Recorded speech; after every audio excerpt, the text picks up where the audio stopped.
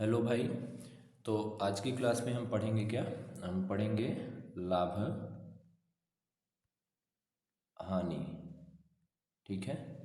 और इसी के साथ थोड़ा सा एक टॉपिक जुड़ा हुआ होता है, छूट। ये सब कुछ आपके खरीदने बेचने से संबंधित है। जो भी एक दुकानदार खरीदता है, बेचता है, या जो वो मार्केट प्राइस पे छूट देता है, वो सारी चीज़ें इसमें डिस्कस की जाती हैं। उससे पहले हम आज का जो है, ठीक है, ठीक है, ये एक सेकंड, ये जो है व्हाट्सअप नंबर है, आप इस पर क्वेश्चन भेज सकते हैं। कल एक क्वेश्चन आया मेरे पास, वो रीजनिंग से रिलेटेड था। मैं उसको पहले सॉल्व कराऊंगा, उसके बाद जो है आज का शुरू करूंगा। ठीक है। क्योंकि स्लाइड लिमिटेड है तो मैं इसको मिटा के आगे का बताऊंगा।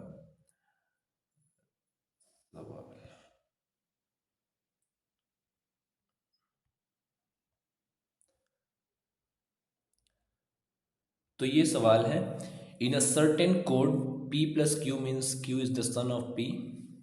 तो Q is the son of P, तो हमने ये बताया था करने के लिए। ठीक है। P eight the rate Q means Q is the daughter of, ये सब अभी जो हम फिगर बना रहे हैं ये अभी रहने देते हैं।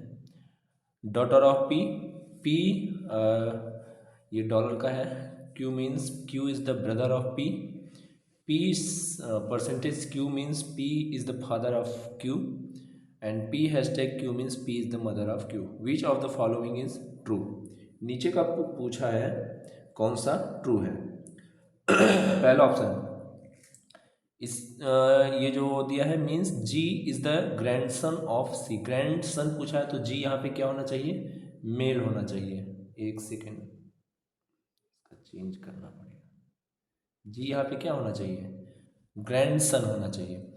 ग्रैंडसन का मतलब मेल। अब यहाँ पे हम देखेंगे कि जी मेल हो रहा है कि नहीं हो रहा है। एफ परसेंटेज जी लिखा हुआ है इसमें, यहाँ पे देखना, एफ परसेंटेज जी। तो F percentage G, P percentage Q का मतलब P is the father of Q.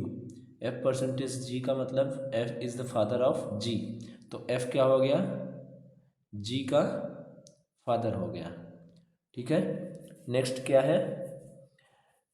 D dollar F, D dollar F means Q is the brother of P, मतलब कि F is the brother of D.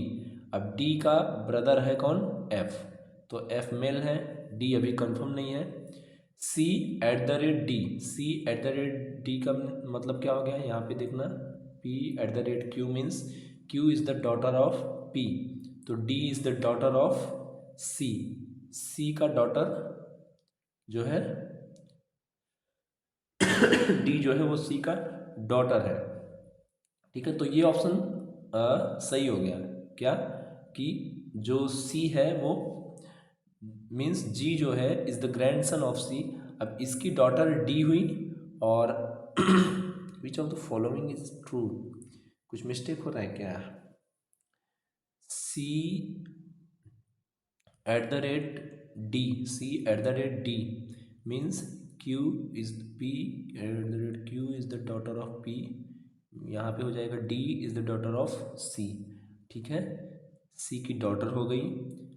D dollar F means G is the brother of F is the brother of D, D का भाई हो गया। P percentage Q, F percentage means P is the father of Q, F is the father of G, F is the father of G। सही तो लग रहा है ये। नेक्स्ट चलेंगे, ये वाला मुझे सही लग रहा है। नेक्स्ट चलेंगे A plus B dollar C means A is the maternal grandfather of grandson, G is the grandson of C। ABC means A is the maternal grandfather of D। maternal grandfather का मतलब mummy का पिता। तो C percentage D का मतलब क्या हो गया? कि C is the father of D, तो C जो है वो फादर हो गया किसका? D का। ठीक। B dollar Q B dollar C का मतलब हो गया C is the brother of B. तो सी जो है वो किसका ब्रदर है? बी का। ठीक है, A plus B means Q is the son of P, B is the son of A. तो ये तो नहीं सही है, ये ट्रू नहीं है। नीचे वाले पे चलेंगे, इसको क्लियर कर देते हैं। तो ये सही नहीं है, गलत है ये। K plus L dollar M at the rate N means N is the granddaughter of K. Granddaughter of K, पहले तो हम ये देखेंगे के डॉटर है कि नहीं, फीमेल है कि नहीं। M at the rate N, M at the rate N means जो है N is the daughter of P, N is the daughter of M, M की डॉटर हो गई एन। ठीक, L dollar M means M is the brother of L. अब जो M है ये किसका ब्रदर है? एल का। के plus L means L is the son of P. अब एल जो है वो पी का सन है। तो ये भी सही होगा। Each of the following is true, ये भी सही लग रहा है। ग्रैंड डॉटर हो गई किसकी? के की, ये के है। मुझे लग रहा है सवाल थोड़ा गलत पूछा हुआ है। जी परसेंटेज, अब नेक्स्ट पे चलेंगे। अगर तीसरा भी सही होगा तो सवाल गलत पूछा है, सवाल में फिर ये पूछा है कि कौन सा नहीं है। G percentage H hash tag K dollar L means L is the son in law of G, L is the son in law of G. तो इसमें देखेंगे कि के डॉलर एल का मतलब हो गया, K dollar L means L is the brother of P, L is the brother of K, इधर दोनों तरफ लग जाएगा, ये मेल है। H hash tag K means H is the mother of K, ये हो गया। G percentage H, G percentage H हो गया G is the father of Q, G is the father of Q, G is the father of H. ठीक है, क्या पूछा है? Means L is the son in law of G, son in law of G. इधर से कहीं कुछ नहीं मिल रहा है तो ये भी ऑप्शन नहीं है। ये दो ऑप्शन में पता नहीं क्यों इतना, मैं पहला ऑप्शन फिर से देख लेता हूँ, पहला ऑप्शन फिर से देख लेता हूँ। C at the rate D dollar F है percentage G, F percentage G का मतलब हो गया यहाँ से, एक सेकेंड, एफ परसेंटेज जी का मतलब यहाँ से हो गया F is the father of Q, F is the father of G, F जो है वो जी का फादर है, तो एफ मेल है। ठीक, D dollar F means F is the brother of D, F is the brother of D, अब D का ये ब्रदर हो गया। C at the rate D means D is the daughter of P, D is the daughter of C. तो यहाँ से देखेंगे तो डी जो है वो ग्रैंडसन तो हो रहा है, जो C means G is the grandson of C.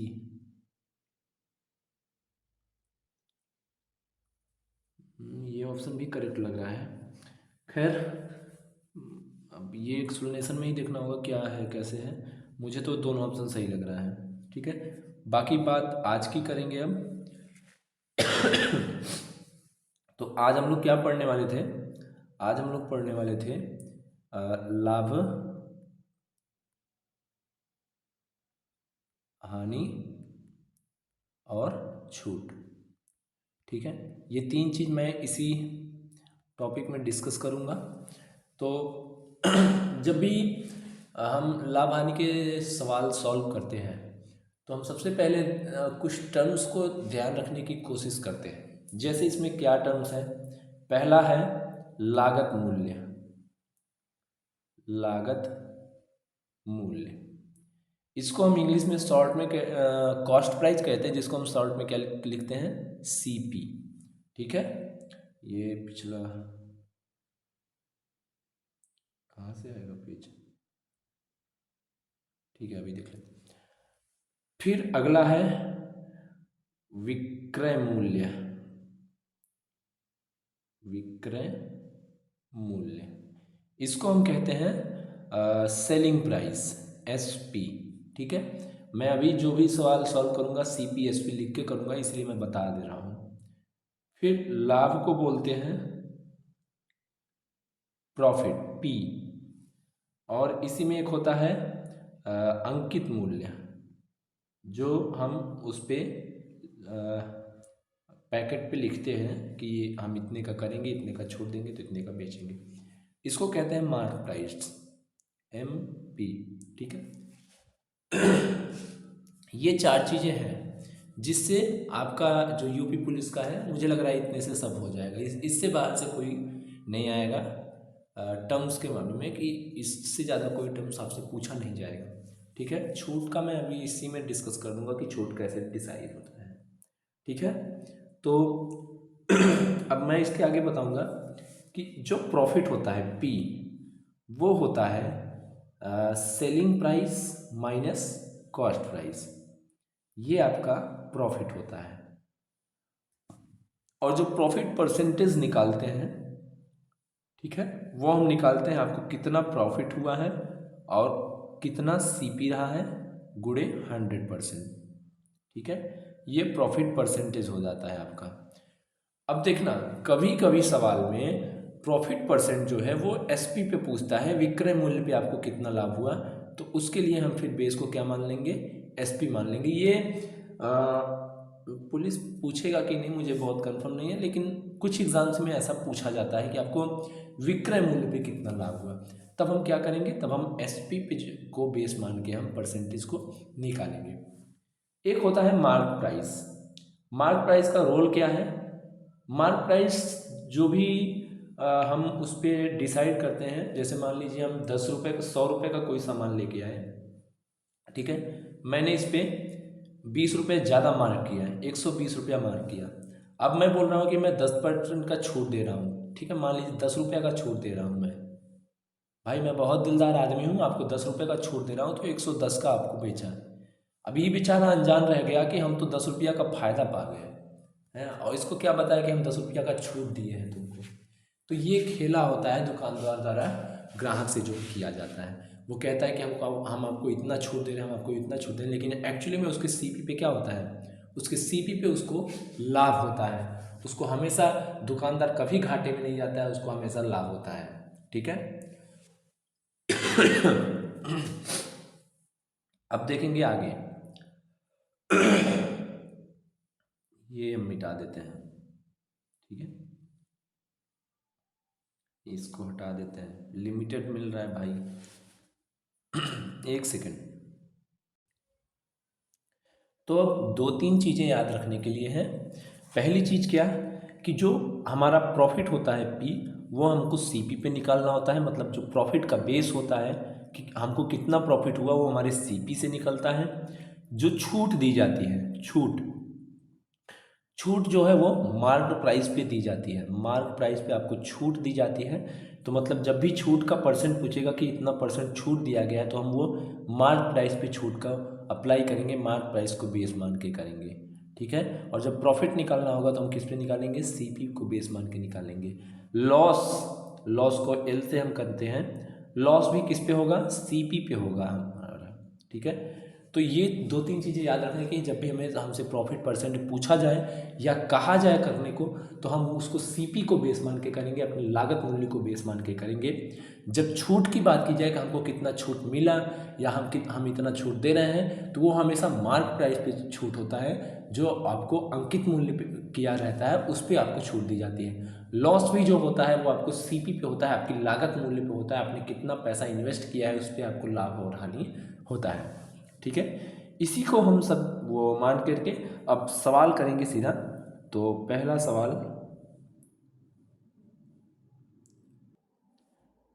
अब ये सवाल देखना, 42,000 रुपये में एक्स एक स्कूटर खरीदता है, वह मरम्मत पर 6,000 रुपये व्यय करता है और स्कूटर को 54,000 रुपये में बेचता है, उसका लाभ कितना है। अब सीपी हमारा हुआ कितना, एक सेकंड, सीपी हमारा कितना हुआ, पहले तो हम 42,000 रुपया में खरीदे, अपनी जेब से 42,000 रुपया दिए किसको, जिससे हमने स्कूटर को खरीदा।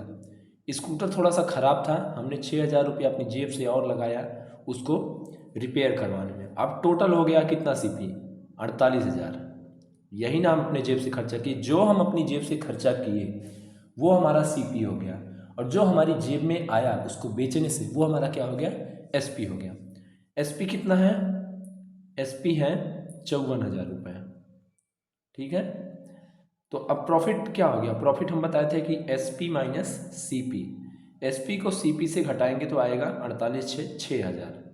ठीक है, अब चूंकि प्रॉफिट को परसेंट में पूछा है यहाँ पे, तो हम प्रॉफिट परसेंट निकालने के लिए क्या करेंगे, प्रॉफिट परसेंट बराबर होता है, अब कितना प्रॉफिट हुआ है 6,000 रुपया। आपका सीपी बेस हम मानने के लिए बोले थे कि सीपी को बेस मान के प्रॉफिट निकाला जाता है, तो सीपी कितना है 48,000, तो यहाँ पे 48,000 लिखेंगे गुणे 100, यहाँ पे 100 है, समझ जाना। तो ये कट गया, 6×8 = 48, 1/8 गुणे 100%, 100% का मतलब हो गया एक, ये 100% एक्चुअली में एक है, तो कितना हो गया 12.5%।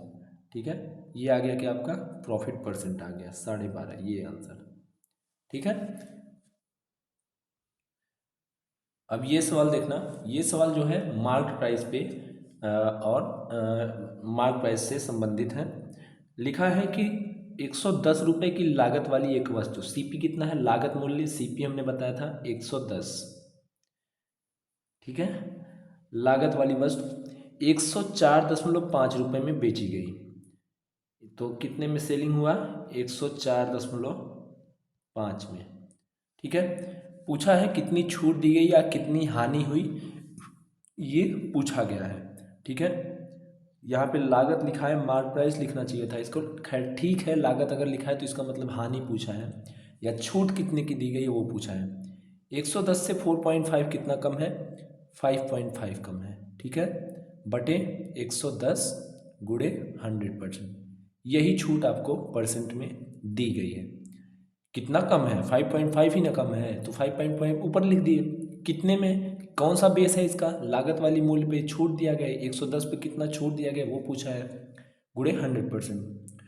ऊपर नीचे 100 का गुणा करेंगे तो ये हो जाएगा 55, ये हो जाएगा 1100, 55 दूनी 110, 20, और 20 पंचे 100, 5% आंसर आ गया। ठीक है, ये वाला ऑप्शन समझ में आया। नेक्स्ट चलेंगे, अब ये सवाल देखना, 20% और 10% के दो क्रमिक छूट देने के बाद एक वस्तु को 954 रुपये में बेचा गया, वस्तु का अंकित मूल्य ज्ञात कीजिए। हम यहाँ पे बेसिकली जब ऐसे दिया रहता है, जो बेसिक फॉर्मूला है जो मैं यूज़ करता था पहले, वो ये था कि मान लेते हैं एक्स का अंकित मूल्य एक्स था। ठीक है, अब पहली छूट क्या है, 20% की है, 20% छूट देंगे तो बचेगा कितना 80%, 80 को हम क्या लिख सकते हैं 80/100। फिर बोला है 10% की छूट, 10% की छूट देंगे तो बचेगा 90, 90/100, ये बराबर किसके हैं 954 के हैं। बस यही सॉल्व करना है, एक्स आ जाएगा, ये कट गया, ये कट गया। ठीक है, 9 के 9, 9 छक्के 54। ठीक है, 106 आ गया, ये 4 दूनी 8, 25 बार कट गया, और ये 2 बार कट गया 53, तो x बराबर आ गया 25 या 75, 5 आएगा लास्ट में, ये ऑप्शन सही है। अरे 5 का गुणा 3 में करेंगे तो यहाँ पे 5 आएगा लास्ट में, तो ये ऑप्शन सही है। ये हो गया पहला मेथड, बेसिक मेथड। अब हम बताएंगे कि कैसे आप इसको और आसानी से कर सकते हैं, उसमें थोड़ा सा बुद्धि चाहिए। अगर आप अभी 12th पास किए तो ये वाला जो अभी मैं बताया ये सबसे बढ़िया है, थोड़ी सी बुद्धि हो तो ये देख लेना कि अगर अंकित मूल्य को हम 100 मान लें, ठीक है 100 मान लें, पहला अगर 20% का छूट हम देंगे तो बचेगा कितना, ये 80 बचेगा, है ना 80 बचेगा। फिर यहाँ से बोला है कि 10% का छूट और दिया गया, 10% का छूट हम और कर देते हैं तो इसमें से 10% कम करेंगे, इसका 10% होगा 8, ठीक है। 8 इसमें से और कम करेंगे तो आ जाएगा कितना, 72। 72 को ही कितना दिया है, 954 दिया है। कितने गुना होगा ये, 72 एक के 72 और 72 20 92 23, 234 बच रहा है। 7 दूनी 14, 7 सत्ते 49। तो इसको हम थोड़ा सा और काट लेंगे, 9 का गुणा कर देंगे, 9 अट्ठे 72 या 18 चौक 72, 18 95, 9 अट्ठे 72, वही आ गया। फिर से आपको उतना ही कैलकुलेशन करना है, वहाँ पे भी 72 आया था और यहाँ पे भी 72 आया है। कैलकुलेशन करेंगे, आंसर इतना आएगा 100 की वैल्यू जब निकालेंगे तो, ठीक है। ये हो गया आपका एडवांस मेथड। अब ये सवाल देखना, कपड़े का एक टुकड़ा 600 में खरीदा गया, सिलाई शुल्क के रूप में 40 रुपये देने के बाद 12.5% का लाभ पाने के लिए इसे किस कीमत पर बेचा जाना चाहिए। सीपी हमको कितना हो गया टोटल, 600 रुपया खरीदे हैं, 40 रुपया सिलाई दी है, टोटल कितना हो गया 640 रुपये, ठीक है। 12.5% का मतलब होता है 1/8, ठीक है। तो 1/8 लाभ पाना है इसमें से, ठीक है। तो इसका 1/8 कितना हो जाएगा, 80। 80 लाभ हमको पाना है। 80 लाभ पाने के लिए 640 में 80 को जोड़ देंगे, आएगा 720। ये आंसर सही हो गया, ठीक है। एक बेसिक मेथड है, वो थोड़ा सा आपको एक्स्ट्रा पड़ जाएगा, मैं बता दे रहा हूँ वो भी। 640 रुपये, देखना 640 रुपये पर 12.5% लाभ पाना है तो टोटल कितना हो जाएगा, 112.5% बटे 100। ये सॉल्व कर लेंगे तो भी आपका सवाल आ जाएगा। ये इधर से कट गया, ठीक है। और 2 पंचे 10, 32 हो गया। और ये 5 दूनी 10, 5 दूनी 10, 5 पच्चीस 25।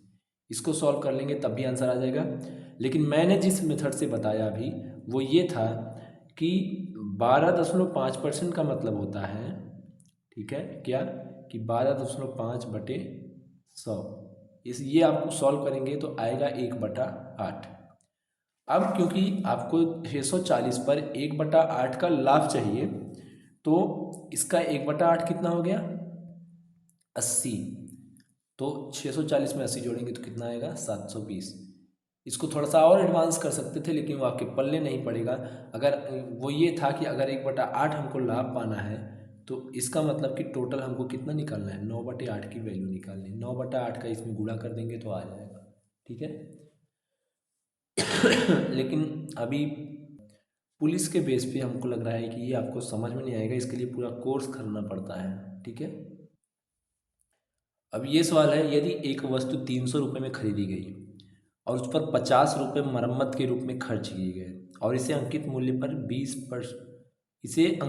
पर 20% लाभ पर बेचा जाना चाहिए, जो कि लागत का 110% है, तो आवश्यक बिक्री मूल्य ज्ञात कीजिए। एक तो हिंदी का लैंग्वेज सही रहता नहीं है। इसे अंकित मूल्य पर 20% लाभ बेचा जाना चाहिए, जो कि लागत मूल्य का 110% है।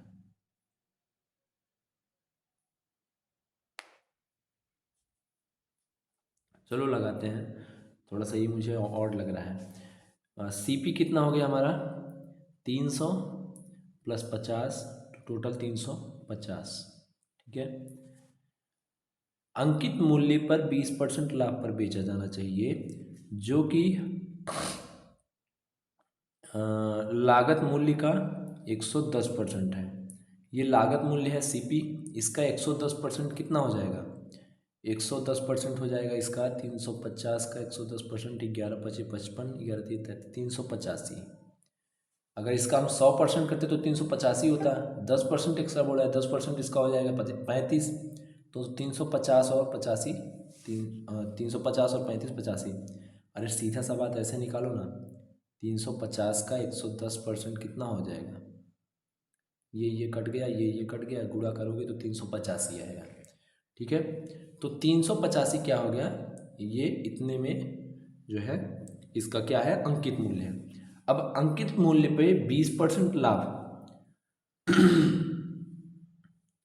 अंकित मूल्य पे 20% लाभ का मतलब 120/100, ये कट गया, गुणा कर देंगे इसी का, 12×5 = 60, 12×8 = 96, 102, एक जीरो कट जाएगा, लास्ट में 2 आएगा, 2 ऑप्शन में है, 102, 12×3 = 36, 10 = 46, 462 आंसर आएगा। ठीक है, समझ में आया कि नहीं।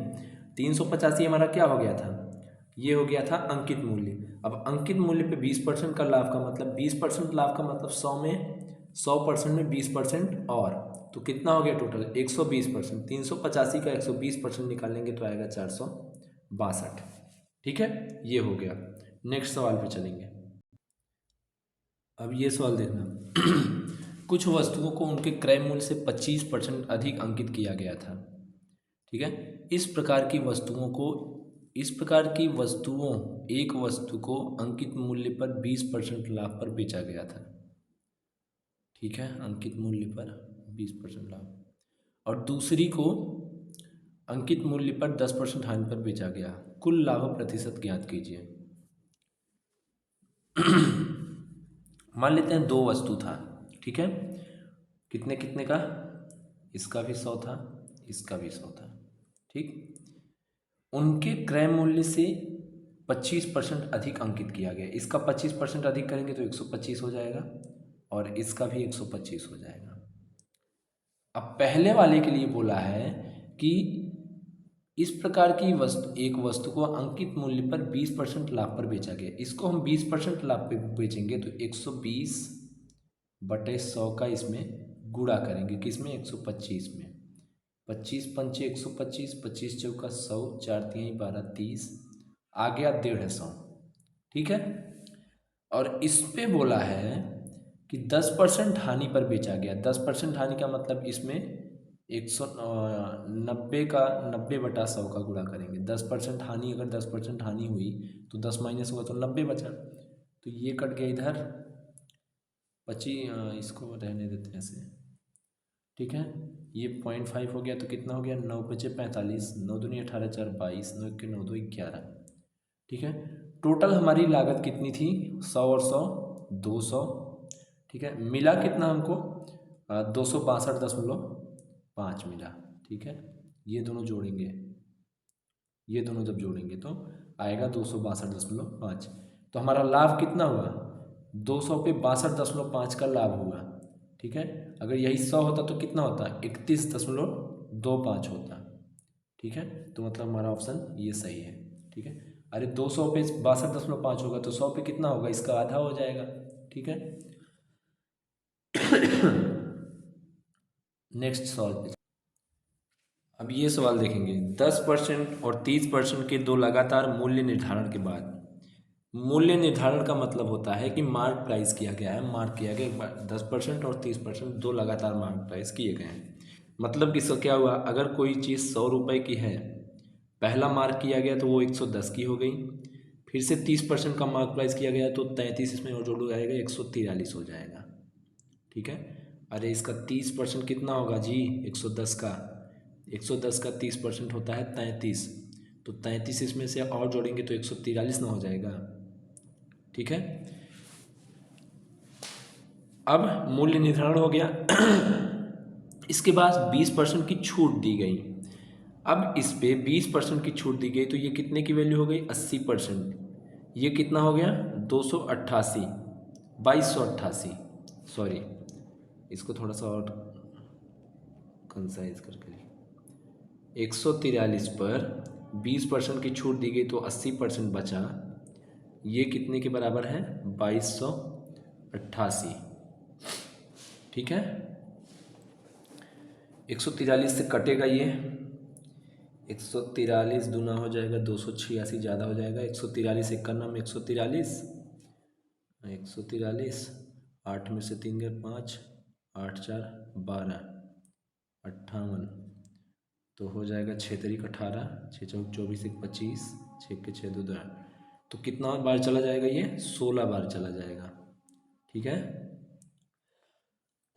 फिर 16×5 = 80, 5%। तो 5% की वैल्यू कितनी आ गई? 1 आ गई। ठीक है। तो कुछ गलत हो रहा है क्या? 1% आ गया।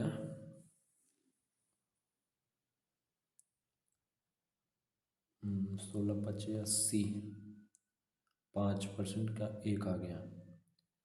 तो दोनों तरफ 20 का गुणा करेंगे। ठीक है।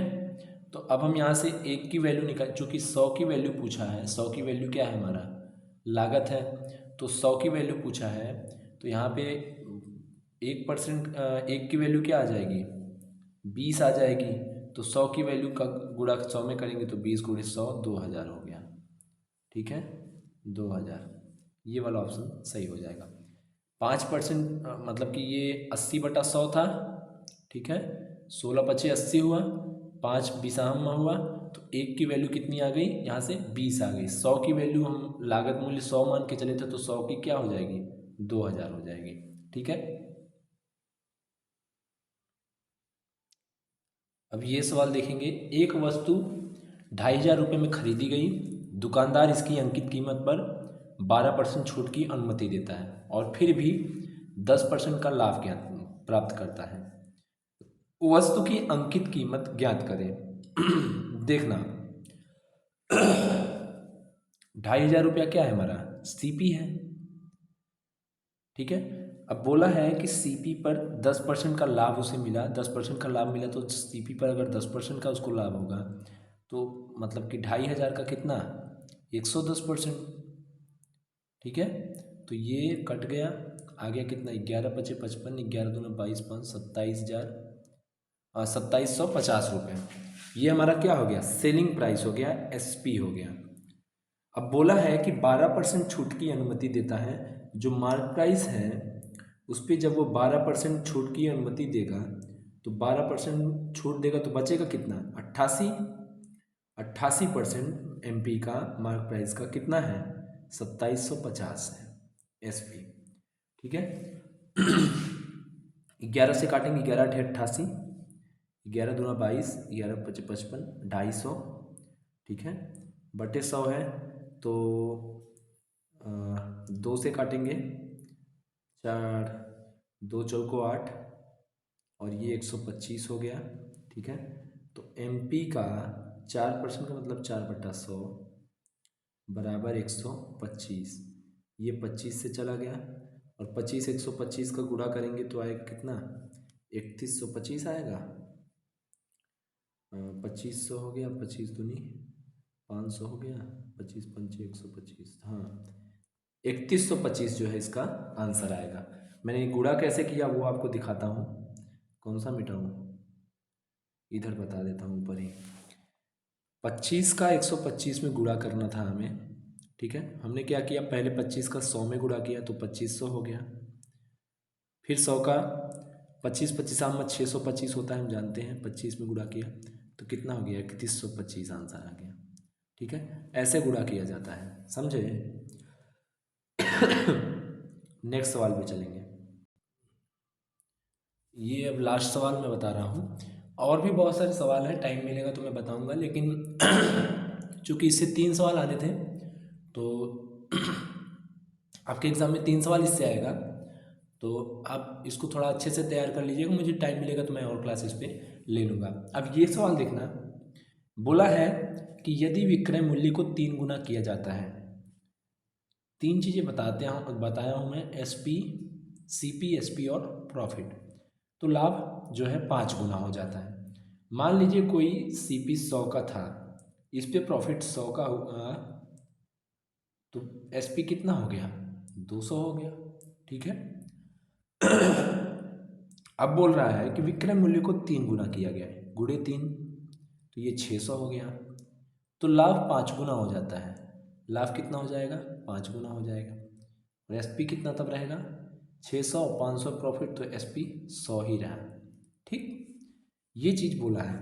तो बोला है एक्चुअल में लाभ कितना था, मतलब ये शुरू में पूछा है, ये पूरा सेंटेंस सही से लिखा नहीं है, और लेकिन इसका मतलब यही है कि लाभ ज्ञात कीजिए, तो शुरू में लाभ कितना था, 100 था प्रॉफिट, प्रॉफिट परसेंट पूछा है, 100 प्रॉफिट था, SCP कितना था, 100 था, गुणे 100%, ठीक है, 100 से कट गया तो प्रॉफिट कितना आ गया, 100%। ये वाला ऑप्शन सेकेंड वाला सही है, ठीक है। आज के लिए इतना ही। कल से हम थोड़ा बहुत रीजनिंग का कवर करेंगे, क्योंकि उसमें बहुत सारे टॉपिक हैं, धीरे धीरे मैं उसको कवर करूँगा। अभी कितने दिन एग्ज़ाम बचे हैं, आज 19 तारीख है, लगभग 20-25 दिन एग्ज़ाम है, 20-25 दिन में ढेर सारे टॉपिक कवर हो जाएंगे, ठीक है। आज के लिए इतना ही। ये जो सवाल था दिख नहीं रहा है अभी, वो मैं उसमें दो दो ऑप्शन सही थे मेरे हिसाब से, जब मैं लगा रहा था, हो सकता है मेरी बुद्धि अभी उतना नहीं काम कर रही होगी, लेकिन मेरे हिसाब से दोनों ऑप्शन सही थे, सवाल में थोड़ा सा पूछने में गड़बड़ी हो गई है, ठीक है। आज के लिए इतना ही, बाय।